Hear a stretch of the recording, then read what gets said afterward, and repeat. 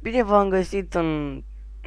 nu știu cum să vă zic, într-un info de Minecraft, de YouTube, cum să zic așa, de gaming, pentru că eu mă numesc Minea Ștefan Alexandru și am văzut și eu la mai mulți YouTuberi, joacă Minecraft, joacă Metin, LOL, joacă de toate și mi-a plăcut, joacă, ia like-uri, subscriberi și m-am gândit să fac și eu. Dacă vă place, să ziceți în comentarii, în like,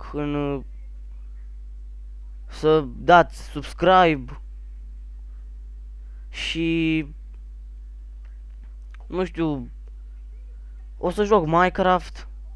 Deocamdată o să fac episoade cu Minecraft, că am un program de filmat foarte prost, deci nu e bun, nu filmează în lag. Deci o să fac rost de un program de filmat mai bun. Dacă filmez un program cu un program normal, nu mai am lag așa cum am în calculator. Pentru că este un program, se numește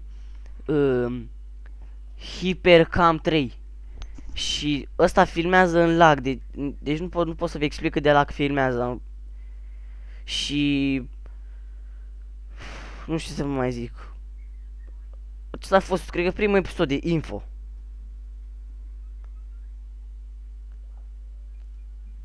Bye bye.